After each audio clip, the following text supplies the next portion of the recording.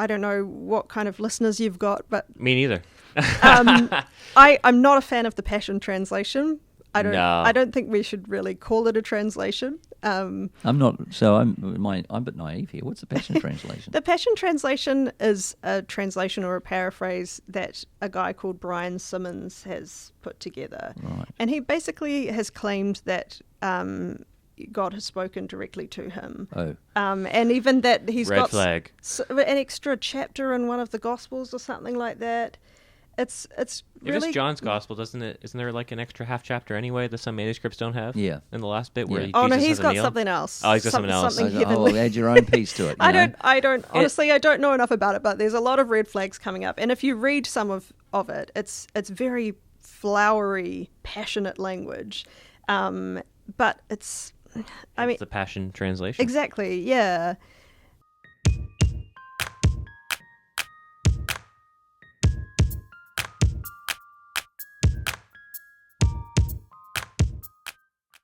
Kia ora koutou, welcome to Lunch on the Way. I'm Joey, joined by Graeme, and today we're joined by Dr. Clare Knowles. Knowles is the proper pronunciation for your last name, right? That's correct, yes. All right, good. And Graeme, I always say just Graeme, but you're also a doctor as well. Yeah, but that's... and a reverend. And a reverend too, yeah. I know all these titles. I'm not one for titles, but life turns out this way, so... So Clare is with us, mostly because we know each other, and I'm fascinated by what you do. I asked, where can I find a bio of you? And it doesn't exist online. So here we go. Let's see how much I remember of what you just told me 2 minutes ago. So Clare is a translation coordinator at the Bible Society New Zealand since 2021, has done some work prior, and then completed her PhD in Isaiah Septuagint work in 2021, and you had a baby, which was a big deadline. Yes. So that was a big moment. And what you currently are doing is that coordinator work, and also says online you're a research fellow at Laidlaw. Yeah, I am a research fellow. Okay, so that's kind of what's been going on. But could you fill in some gaps a little bit? Like, what's actually led you to being where you're at now with what you've been doing? Well, that's a long story. You can go for it. Okay, well, we could start back when I was a kid. I always had an interest in the Bible. I grew up going to church, and I can remember when I was sort of 9 or 10 years old, I don't know, being unusually interested in the Bible. I can remember at Easter and at Christmas time with my neighbours who were also a Christian family, and with my brother and sister, we used to get our Bibles out and read through the accounts in the New Testament. How old were you? That's kind of weird, right? How old were you? 9 or 10. Okay. I don't know. I Wow. remember it really specifically. We used to take these mattresses out onto this part of the roof that we could sit on, and Was that because you were genuinely interested in the Yeah. stories? yeah.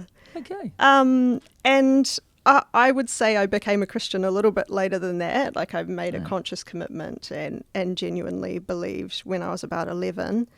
But again, this love for the Bible continued. And throughout my high school years, I studied French and started to develop a love for languages as well.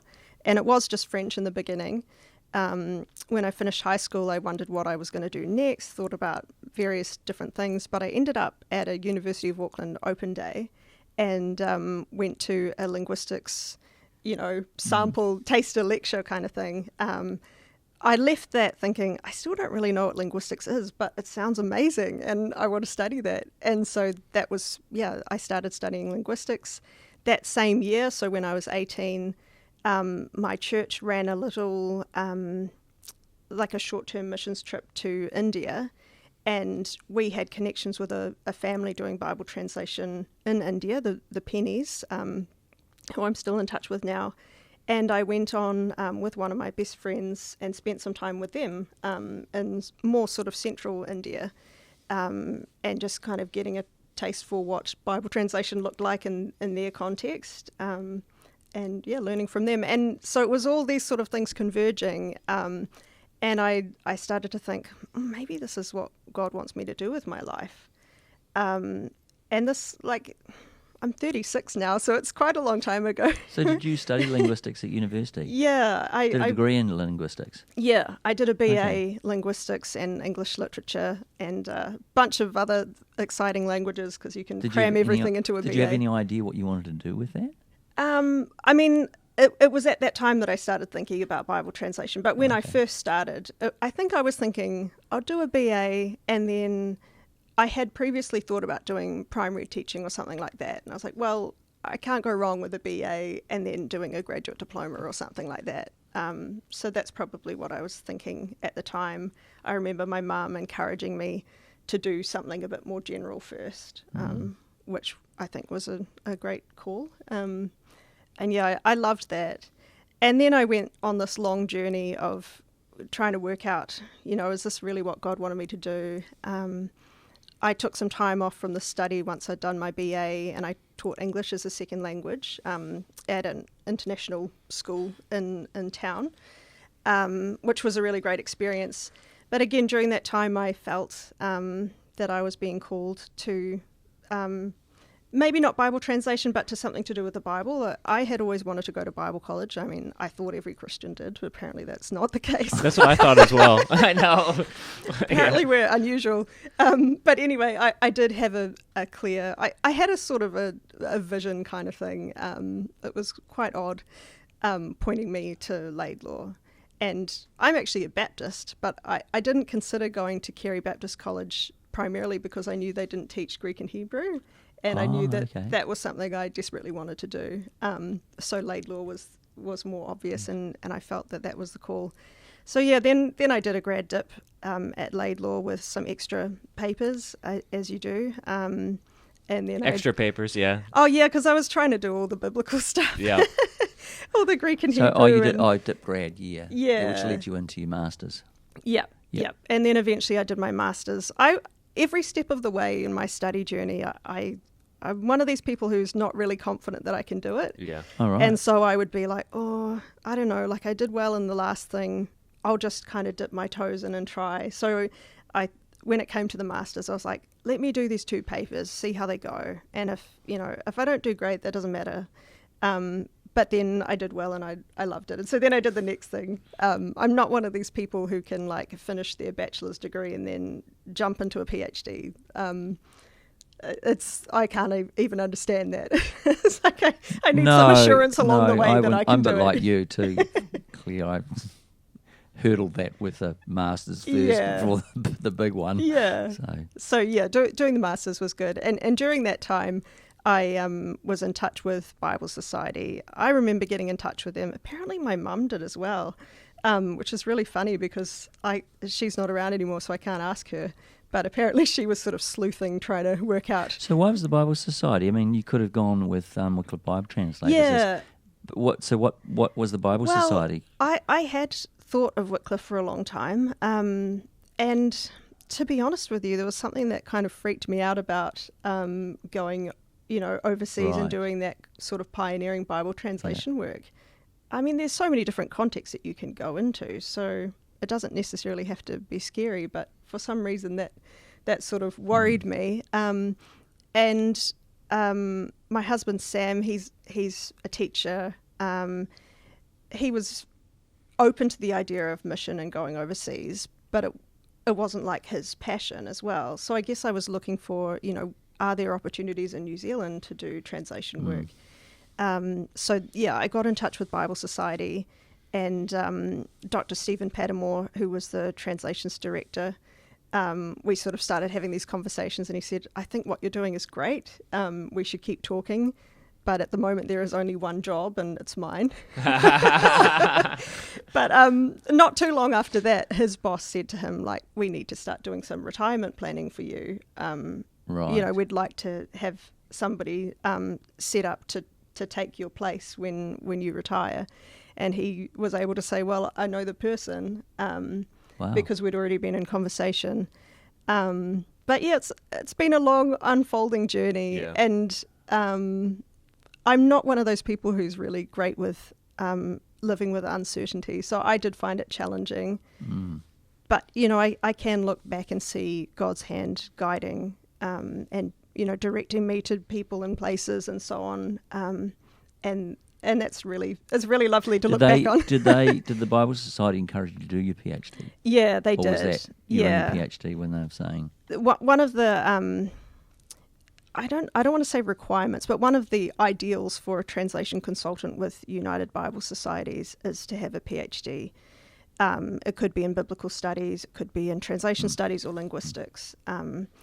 But yeah, that's kind of the goal. So if I didn't do it before starting work, they would want me to at some point get a PhD, and it seemed like a wise way to do it. Get the PhD before starting work, before starting a family, all that kind of thing.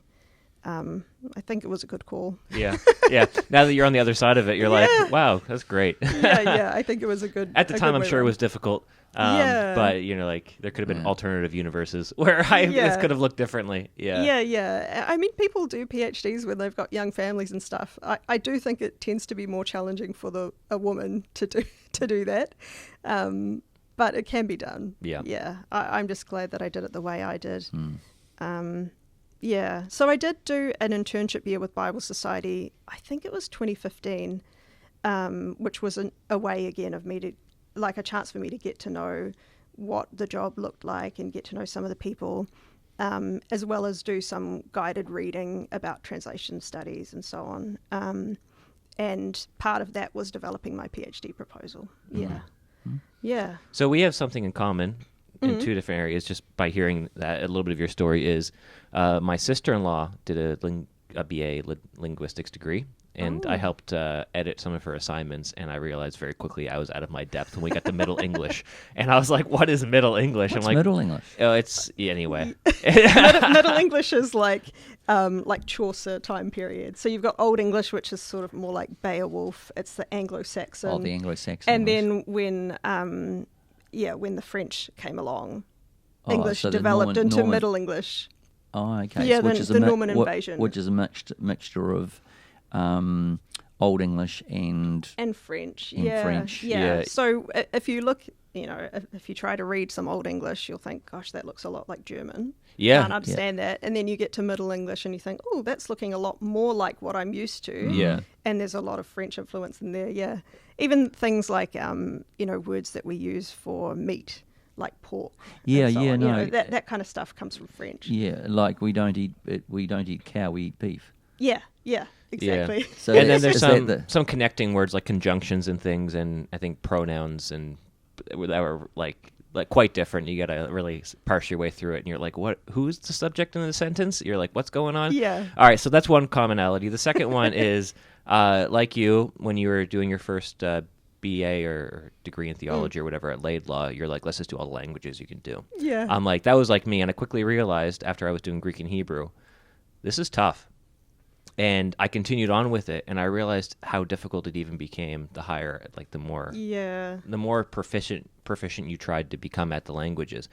And I guess my first question to you is, how often do you actually grapple with the original texts and languages within your role? Is that something you do quite consistently, or is that something that is already done? And I guess if you can answer that and tying that into like, what do you actually do within Bible Society New Zealand? Oh, well, so I'm translations coordinator, and that means that I'm supporting a range of translation projects, and they're all in different stages. So at the moment, I'm not doing much of the engagement with Hebrew and Greek, which is sad to me. I love that. Yeah. I love that aspect of it. At the moment, we've got some translations. We've got one which is complete and is about to go to typesetting and then printing and so on.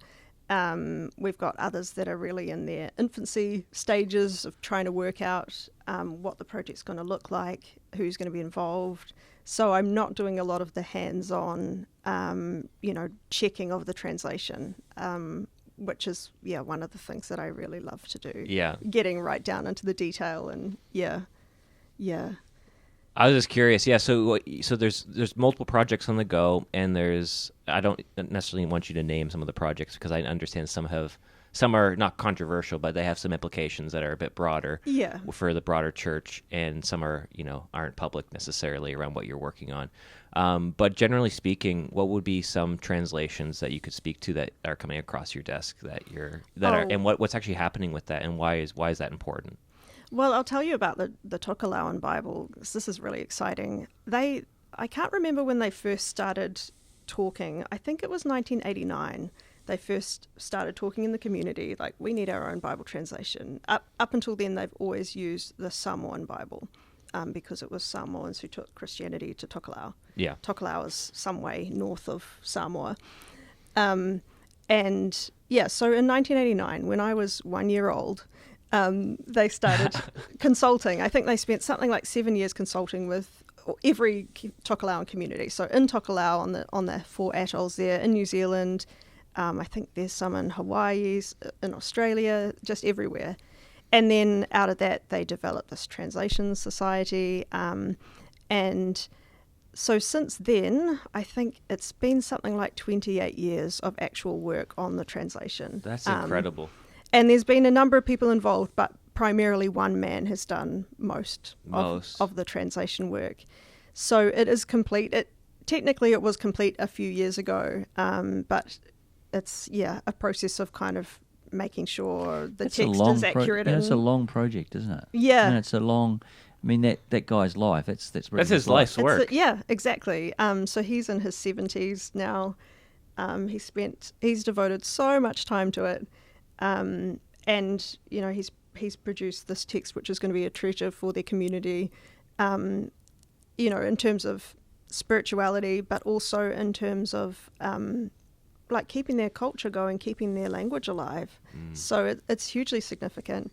So, we're at the point now where we're about to send it off for typesetting. That's been a bit of a slow process, getting the text, cleaned up and ready for that.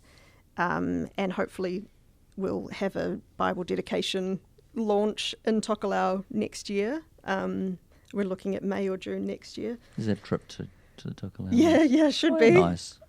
Which would be super exciting. Yeah. So assuming that we can get everything, get everything done on time, that's what it's looking like. Yeah. And that's just such an exciting one because it's been in process for so long. They produced the New Testament, so they've got a published New Testament. I can't remember which year they published it. Obviously I've only been involved at this later stage in this project. I did get to do some translation checking and so on earlier in the piece when I was doing that internship and that kind of thing. Yeah. Yeah.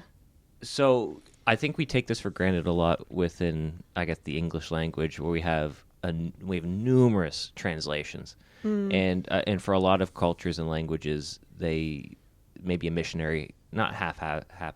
How do you say the phrase? Haphazardly put something together, but relatively rapidly to get the word into that community, into that language as best they possibly could, and that may have happened in the 19th century or earlier.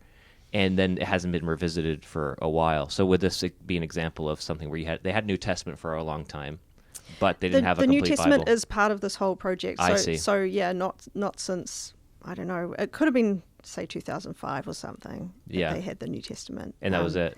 Previously, they had the Samoan. And it was really interesting for me doing some of the translation checking. Like I say, just a small bit. But I would be reading along and like, gosh, that word looks a lot like Greek. That's like the Greek word for fox or something. And so it's gone through this process of, the translators into Samoan, when they came across a term that that they didn't have in Tokelau, being an island nation. Yeah. Quite often they would just transliterate the Greek into Samoan, and then that has come into the Tokelauan language. So, their word for fox or whatever, various different plants and animals and that kind of thing are actually Greek origin. Yeah, well, why not, right? Or Hebrew, yeah, it's cool. Some of our English words are like that. We don't have words for, like, begotten. Like, begotten is, from what I understand, is not really, it's a Latin word and doesn't really translate very well. I think so. It definitely doesn't. It doesn't translate well. I can't find another alternative that really There's no sense of that word. And it's just like, wait, the Son was begotten of the Father? Does that mean he was born from the Father. No, that's heresy. It's just like, it's really complicated. It's like a very specific word and for a very specific time and place that you really can't translate out. Yeah. So that cross-checking, is that sort of going back to the Simone words? Is it? I mean, how do you cross-match? Yeah. So you've got Hebrew, you've got Greek, but you got English, and then you got Simone, and then you got Tokelauan. Is that how do you do that? Yeah, this gets complicated pretty quickly. I mean, I think that the translators would refer sometimes to the Samoan for help, but they tried not to go there in the first instance. They were basically working from English texts for the New Testament, largely the Good News Bible. For the Old Testament, it was that and the NRSV, which I guess that was just a process that developed for them. But yeah, so they're working from an English text. The translators themselves, they didn't have Greek or Hebrew, and that's where the translation consultant comes along and can do the checks. But it's not just the translation consultant, it's the software that we use as well. Yeah. Really powerful software called Paratext. Just incredible work that all these really smart people have done to make it. It's really awesome to use that. So, okay, for example, once you've got a decent bit of language in the software, they've done, a few chapters or whatever, the software can then compare that to, say, an English translation. It could be any language that they've got in there. You could do it directly to the Greek if you want. And then it kind of maps words onto words. It's a crude way of putting it, I suppose, but it's making these connections. So the more data it has, the more of this new translation it has, the more accurate it obviously gets. But it can kind of produce what they call an interlinearizer. So, I don't know Tokelauan, but the software will compare the Tokelauan text to, say, the NRSV, if that's what I want it to do, and then it will produce this interlinearizer where it will say, this phrase is equivalent to this phrase in English, or, this word to this word. And then the translator can go through and correct it. And then they come up with what's called a back translation. In my case, a back translation into English. So when they're writing a back translation, sometimes they might not use that interlinearizer tool. They might just do it by reading the Tokelauan and then trying to simply say it in English without reference to English Bible translations. Yeah. And then, so I can use those sorts of tools to access the Tokelauan text and then to check for accuracy, I can't imagine how complicated that is. I'm just in my head, I'm going, I know. Oh my. It's very absorbing work. Yeah. I really love that phase. I like when I get to do that kind of detailed work because there's so much that you're thinking about. You're thinking about, these ancient biblical contexts, and you're thinking about modern context, and you're thinking about language and syntax, and it's so complicated. But I just threw my paper out of belief. Well, because I like what you just said, because this is actually a lot of our conversations revolve around that exact idea, but what you're describing is quite an academic, technical way of doing cultural contextualization. And where what we talk about a lot is a bit more fluid kind of contextualization, if that's a proper way of phrasing it.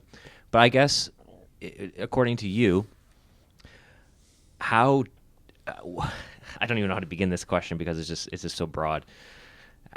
How important is that contextual? Like, how do you even begin to try and translate something ancient into something not contemporary that you have as a starting point, maybe from the 1900s, and then into something contemporary, while at the same time potentially not being of that culture necessarily, or someone who's translating it has immersed themselves or is a part of that culture, and they're trying to culturally contextualize. Yeah. Like, what the heck? I'm just like, that is so difficult. And I'm adding to that one too, because with Tokelauan, with languages, also there's the interplay of the now, which is all the media that is spinning the language and changing. So metaphors are popping into the language How do you do that? It's incredibly complex work, yeah. And Great answer. I'm not doing it. I mean, I don't know how to answer that. You know, the translator and his team, they're probably doing most of that work. And we've come along and asked hopefully pertinent questions to improve things. And but yeah, you know, when a translation project is starting, you do these you work through these detailed documents. There's a translation needs assessment where you're kind of trying to understand the context of where the language fits and, you know, all sorts of information. And then you also develop with the community a translation brief where you talk about, you know, some of the key decisions that are going to need to be made. And, you know, we always talk in English about functional equivalence and formal equivalence as if those are two polar extremes. And usually, you know, it's actually a compromise between both. You're trying to work out what's most appropriate. But I guess the main goal of that Bible societies and most Bible translation agencies have is to make the Bible as accessible and understandable as possible. So that will involve contextualisation to some degree. But yeah, it's an ongoing question, you know, how much can we contextualise? How much can we, bring another culture into these ancient texts? So in the field of translation studies, you can talk about foreignization and domestication. Should your Bible translation look like it belongs in that culture? Some people would say it would. Or should it look like it belongs somewhere completely different? And other people will go down that track. So, yeah, because that does get difficult because I imagine, like Graeme said, the idioms and the metaphors, they just won't translate well to certain cultures. And I imagine with the first English translation, which was the first English translation the Wycliffe? 15. Was it? Oh, is it Wycliffe's? Yeah, probably is Wycliffe. No, was it Tyndale? No, Tyndale's after. Was it? Wycliffe is earlier. Okay, yeah. so even with 1400s. Wycliffe, I imagine there was some idiom retranslation. I could be wrong, but because clearly some things just wouldn't have been understood by the audience. Yeah. Or maybe they weren't thinking on that level. But I don't know about Wycliffe's translation. I know that Tyndale's work, which no doubt built on Wycliffe's, although Tyndale was the first one to actually be translating from the Greek and Hebrew, I think. Oh, really? Was it Wycliffe Latin? was working with Latin, Yeah. if I'm not mistaken. Okay. But yeah, Tyndale certainly brought in a lot of Greek and Hebrew idioms. Yeah. And then the King James Bible and various other English translations kept a lot of them. Yeah. And now they've become part of our English. It's true, yeah. So do you keep the ancient, like when I read the English translation of the Bible, of say even just the New Testament to keep it a bit more specific, I imagine I'm reading a text that has metaphors and idioms of that particular century in that particular world. That's what I think is happening. Is that actually the case?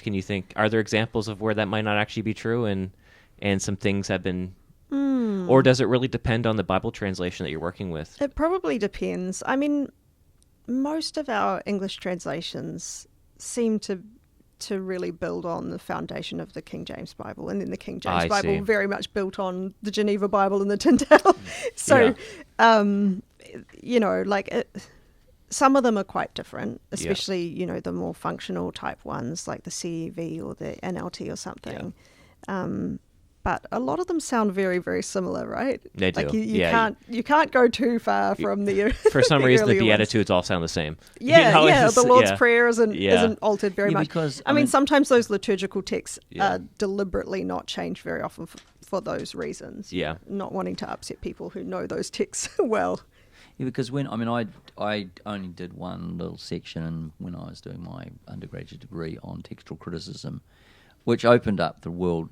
I guess the learning from that was not only that there were a variety of manuscripts, huge variety of manuscripts. So the scrutinisation of Scripture is enormous. It's immense. Yeah. I mean, if you think about any documents of antiquity, Scripture's got to be the most scrutinised of all. Is that be correct? Oh, absolutely, yeah. In fact, I just read the other day that, or something that must have popped up on my screen, about them finding some ancient text written sort of 100 years, so it was 2 something or other, the time of which emperor, I can't remember which emperor, but so it was 280 somewhere yeah, around yeah, there. it was about 100 years out from the last letter written, I don't know, yeah, it might have been a letter, it might have been one of John's. But it just goes to show you that this was in this guy's library, Wow. North European library, and it was going up for auction at Christie's in the US, I think. Oh, that's amazing, eh? Yeah, yeah. So it was discovered in the 50s, actually. So, I mean, I guess at just that point, that just the doubling over, the different texts, do you have to do any of that textual criticism? To a degree, yeah, you do. Yeah. We at Bible Society, and I think this is probably true of most Bible agencies, our textual basis, we always say, is the Hebrew Bible, Biblia Hebraica Stuttgartensia, so the standard scholarly Hebrew Bible. Sorry, what is that? The BHS. Oh, thank you. I was like, I actually didn't know the name. I only knew the acronym. yeah, the BHS, that's easy to say. And then BHS, yes, okay, we got that right. Yeah, and then we work with the United Bible Society's Greek New Testament, the latest edition, which I think is the 5th at this stage, which is very similar to the Nestle Elland. Yeah, that's the one I use. NA28. Yeah, so I would use both of those. That's the 28th. Yeah, Nestle Yolanda's 28th. Yeah, that's the one I use the most. I use for my undergrad and graduate studies. Yeah, I can't remember which one I used. I use both of them. They kind of have different apparatus, but the main text, I think, is identical or very close to. They all qualify the same stuff. I do remember getting, I did Greek when I was doing my degree, and part of the... No big deal. No. Well, actually, it was a pretty big deal for me. No, I'm saying that anyway. I mean, because not everybody did it in the end. When you were, this is 20, 30 years ago, you might do an introduction thing. Students didn't necessarily do it. But what the prize was of doing it was that the Bible Society would give you a Bible. Yeah. Give you New Testament. Oh, this is my beef, because when I studied Greek and Hebrew, we were in this period of 1 or 2 years where nobody was providing the Hebrew Bibles and the Greek New Testaments. Previously, I think UBS had provided them, and then they stopped doing that. It must have been hugely expensive. And then there was like a couple of years where no one was doing it, and then Stephen Pattermore, my predecessor, encouraged Bible Society New Zealand to take that on, and so since then we have been providing them. That's one of the things that I take care of. Right. Okay. So people if they're studying the languages formally, they can apply, and then we'll send them out. Hebrew Bible or Greek New Testament. Get one? Yeah, I did. When I did my master's, I did intermediate Greek and Hebrew. So I did technically 3 semesters of each. Oh, okay. And I forget quite a bit of it. Oh, yeah. That's the problem, isn't it? Yeah. I know enough to just find my way around commentaries and the general... Yeah, I use Logos, and I can basically... That Bible software, I can just... Yeah. I use that, and I'm like, I know what's going on in the text. Yeah, It cheats. I use cheats. Exactly. Yeah. We use these cheats, these sort of crutches. I know, you're not like an NT Wright proficient in reading the Greek New Testament like they used to be back in the day. Yeah. Just translating on the fly. Is it because he knows it, or is it because he just memorized that particular phrase? I don't know. I don't know either. But I mean, you've got to be using it all the time. You've got to... Yeah. So unless you are, you lose. I think you have to be really deliberate about it. Even in my role, when I'm doing the translation checking, there's so much going on. It's not like I'm sitting down and just reading, a whole passage in Greek or Hebrew or something like that. I'm thinking about a lot of stuff. So, yeah, I need to work on that one too. So if we get a bit more basic, which is, I think is we got into some technical stuff, I want to kind of peel things back a little bit. What's the relationship, in your opinion? Should I go with this question first? Yeah, I'll go with this question first. In your opinion, what's the relationship between translation and interpretation? Because from my understanding, I'll give you my presupposition first, and I'd love for you to either affirm it, which would be great, or correct it. I know that I think that every single English translation of the text, or any translation apart from the original, is an interpretation. Because outside of a handful of words or terms, there's no one-for-one translation of a word. You can use, like, if you learn Greek or Hebrew, and you have those flashcards of, what am I going to use? Like logos, for example, is a Greek word for word, matter, or thing. Yeah. It's like, which one is it? Well, it depends on the context. So it's clear there's not a one-to-one translation. When John uses it, he uses it in a very different sense in chapter 1 than when an ancient Greek writer may have used it. Or maybe is there a play on that? Anyway. So with that being said, I know that there's interpretation within translation. What's your understanding of that? And how does that kind of come up? I mean, you definitely can't get away from that fact. Translation is interpretation. I mean, there's that famous Italian phrase. I can't even think of the Italian, but translation is treachery, essentially. Oh. And the two words in like Italian sound very similar. Yeah. But I can't think of So them. it sounds very cool. It sounds really good in Italian, Yeah. yeah. But that whole idea that, there's no such thing as faithful translation. That sounds bad. It does sound bad. In the sense that, no translation is ever going to be able to capture all of the same nuances that an original text has. Whether we're talking about biblical text or, some literary document or something, there's always going to be things that you can't capture in a different language because that's how languages work. And the flip side of that is that a new Bible translation in a new language can sometimes bring new insights to Scripture. And that's an area that some of my UBS colleagues have been working on. They have this thing called TIPS, Translation Insights, something or other. I can't remember the rest of it. But where they share insights that have come from new Bible translations, insights about the nature of God. That's that's where you get the That's development of what crazy. they call third world theology, or they don't even call it third world now. I don't know what's the proper term for these things now. I'm not sure. Majority world. Majority That's the world word. theology. Yeah. So culture gives a lens on what you can't see. So Yeah. I mean, even in New Zealand, we're using Maori words now to describe. I mean, here at college, I can't say the pronunciation very well, so I won't attempt. But on hospitality, there's a Maori word Manakitanga. for Manakitanga, yeah. And so we might use that, and so it then carries that cultural frame or ideas into the understanding of what we might understand. And so as we can come hospitality. up with a rough English equivalent, but it's not going to hold the No. same. Yeah, it's not going to have exactly the same sense behind it, is it? So that's why we choose to use these Māori words. Yeah. Because, I mean, there's other reasons as well. I guess, it's about our social identity and so on. That's it. Yeah. So within that play, you have, like, a word is not just a word. A word is a symbol, and a symbol is an image of something happening. So if you go all the way back, like, even a letter is a symbol. And so when it comes to, say, hospitality, or what was it? Can you say it again? Manakitanga. Manakitanga. It's there's an image that's painted in the back of someone's mind when they use that word, and that's the context. That's the cultural context behind why they're using that particular word. And what's fascinating is, I think, between English and Maori culture, that this is actually a good way to kind of illustrate things and frame it up within translation work in other cultures. Is I think even when native English speakers with a different culture use that Maori word, they have a different image in the back of their head when they use it. Yeah. So actually the words, that's how words change over time, is because people of different cultures use different words, and then they get removed from their original culture slightly. Yeah. This might be a controversial opinion, but it's actually true. It happens all the time. And words change meaning over time because that image behind the symbol is changing. Yeah. Because it depends on who's using it and in what context. And as the context develop, Yeah. the word changes.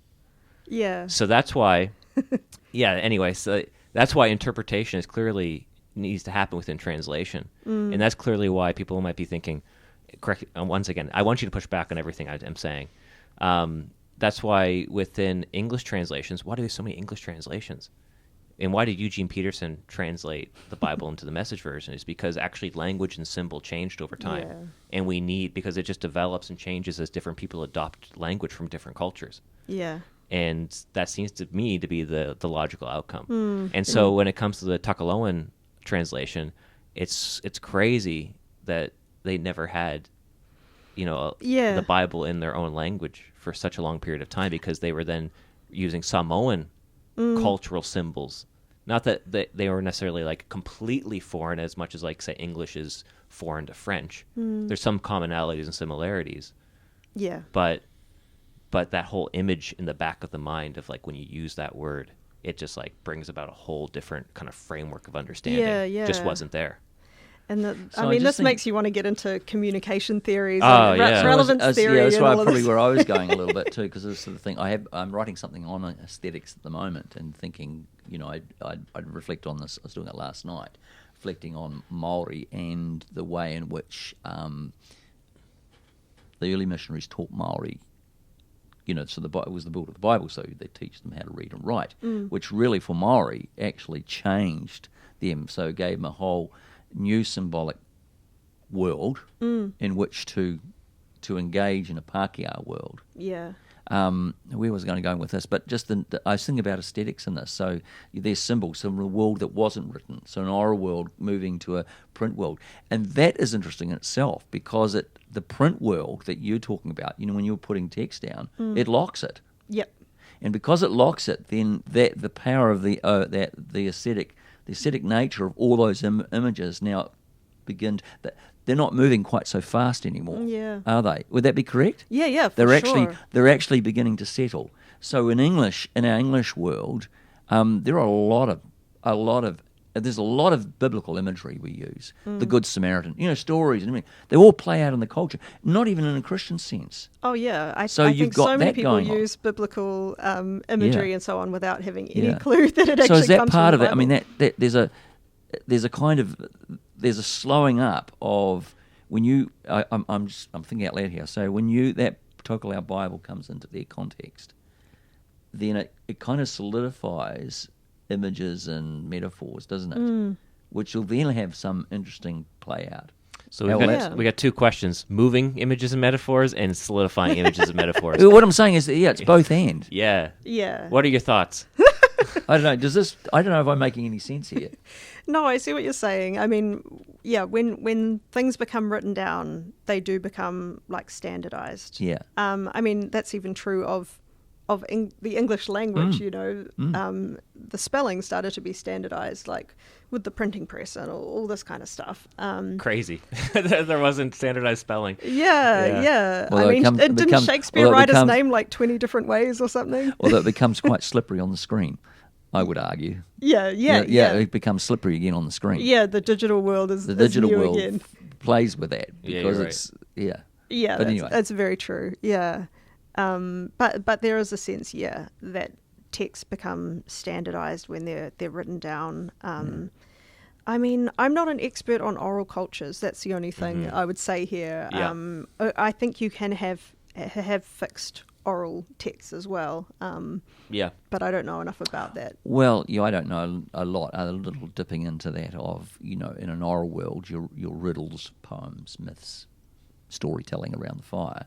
Yeah. So repetition becomes the way in which to collate wisdom and knowledge and pass it on.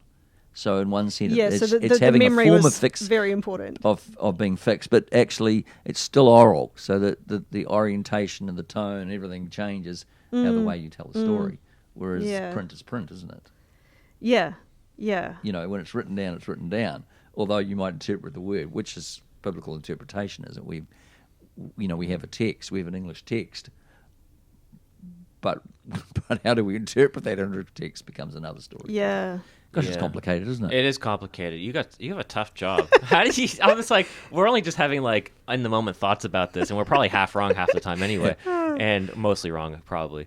And it's gonna nuance the conversation quite deep, quite profoundly. I mean, that's what makes it so fascinating, and it's such a cool space to be working in. I'll bring something else in which kind of connects, which is that Bible societies and other translation agencies are now getting into a lot of sign language translation. Oh, wow. And of course, that is not written down. This is Whoa. all Now, where do you video put that? format. Because where do you? That's a long video. Yeah. That's a lot of megabytes. There's only one full Bible in a sign language, which is the American Sign Language. Yeah, I was going to say. I think that was completed a couple of years ago now. And so that's the only full sign language Bible. There's about 400 sign languages in the world. What? And there's I guess about that makes 60 sense. ongoing translation projects at the moment. Yeah, people who can't hear aren't necessarily just English speaking, right? So of one No, culture, no. right? I can't even It's believe everywhere. how complicated that was. Because That's intense. when I was pastoring, we had a sign language group in the church, and so then it became a small group, and then what they would do, because they wanted to do it on Sunday morning, I said, no, let's do that, because it's quite cool, having them doing that. But then that became not a problem, but it became quite a challenge, because how do you sign a song? Yeah. So then there were all these questions popping about, what do we mean by that when we sing that? This is something that I'm just starting to dip my toes into, so I don't want to claim any expertise on this area, but I am learning New Zealand Sign Language. So yes, I was going to say, how does your software help you transliterate things? Well, with the there's some other software which I haven't yet used, but there is some specific software designed for working with sign language Bible videos. And some sort of transcription process. I don't quite know how it all works, but in the New Zealand context, we don't currently have any sign language Bible videos. The Catholic Diocese of Auckland, they have been for several years. Someone has been interpreting in a Facebook Live type thing, the gospel readings of the day. So there is some sort of scripture access in that sense, and we're hoping that we might be able to do something with those videos to make them more accessible, searchable, that kind of thing. Yeah. But we're really at the beginning, and we need to do some consultation with the deaf community to actually find out what is it that they would like that we can help with. But it is a completely new area for us, and we're partnering with Wycliffe in this, which is a really great thing. Pool resources together and work it out. Yeah. So does the Bible Society, because that's an interesting way, because, the value of Scripture is really a Protestant thing, isn't it? I'm not saying that Catholics don't, but I'm Hot saying... take number 2. Yeah. Well, what I'm saying is, there's a history there of the written text and the printing of the text. It's not to say, within Catholicism it's not important. But I was just fascinated that the Auckland Diocese is... So here's the question. Is the Bible Society representative of a wider Christian community than just than Protestantism? It is, yeah. Okay, so that's... we're an interconfessional organisation, Okay. Wow. and that's true of United Bible Societies. Okay. So, in the New Zealand context, certainly we've had projects for Catholics and projects for Protestants, or joint things. I don't know that we've done much in terms of Orthodox communities. I'm not sure about that, but certainly in other countries. That'd be interesting. So what Bible translation looks like in different communities, in Protestant communities, it's going to be the Old and New Testament. Yeah. In Catholic communities, they'll have the Apocrypha as well. Yeah. And they might, put those books within the Old Testament, or they might be between Old and New, depending on what's wanted. And then in Orthodox communities, they might be translating, these other books. So they might have a different canon. Yeah. When I say different, there may be... Expanded. Yeah, that's right. It's like we've got to translate in some 1st or 2nd century church fathers, please. Thank you. Yeah, possibly. the Ethiopian Orthodox Church, I think they technically have an open canon.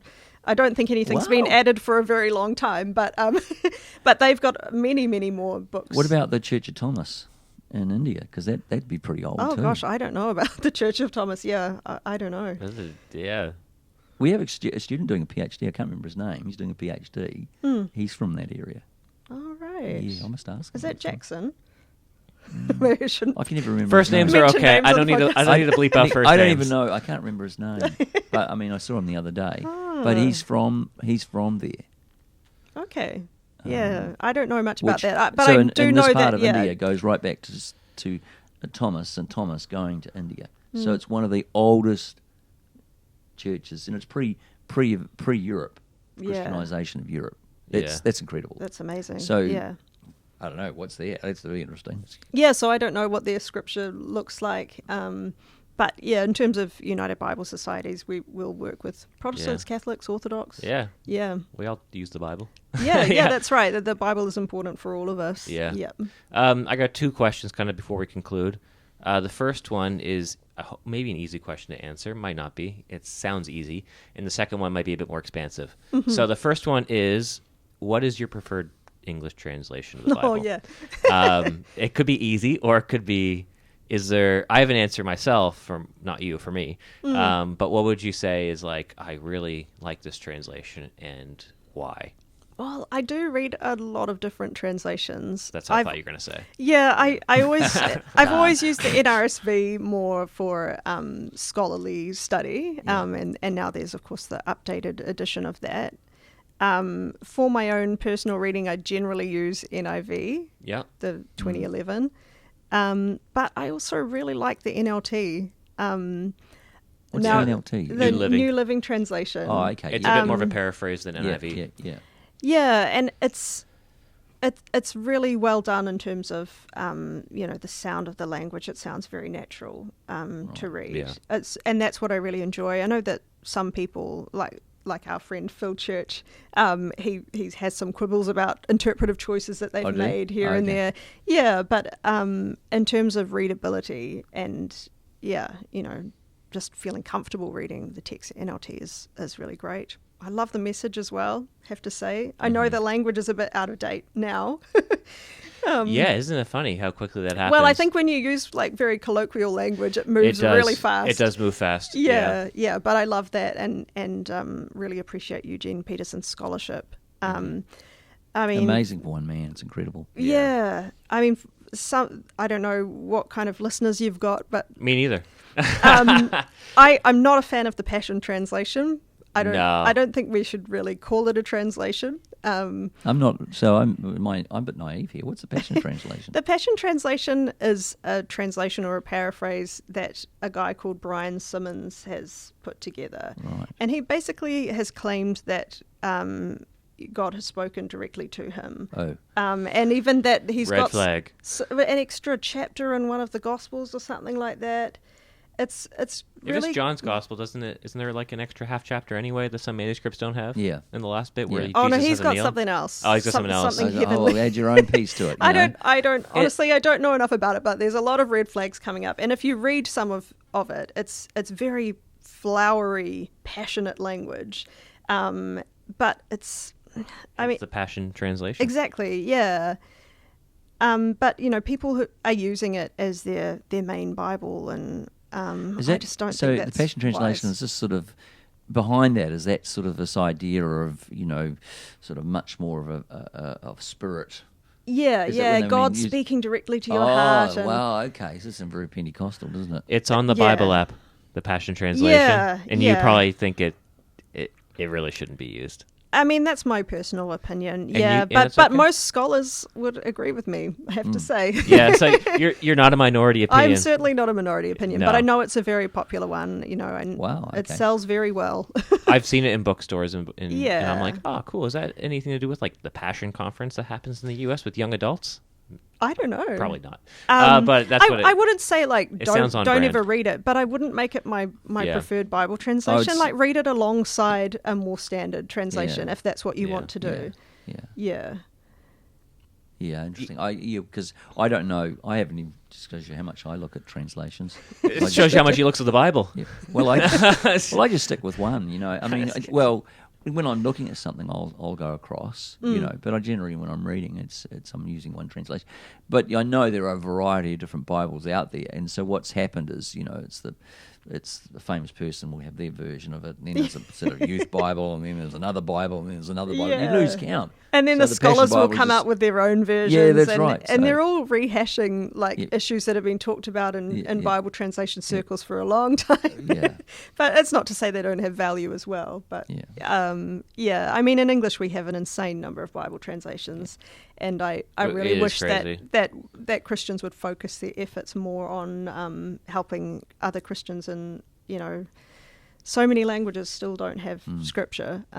So maybe when you go and buy a new Bible, you can make a nice donation to Bible Society. Yeah. Oh, it's just a plug. No, little I'm feeling plug, the, Is this why you're I'm feeling able- the pull? Is this why you're able to be on the podcast during work hours? You get that donation money in. All right, last question before we finish up the hour is around this new development, and you sent me an article that was helpful around AI in Bible translation. Ooh. And is AI making you obsolete? Are you looking for other donations later? What's happening with AI?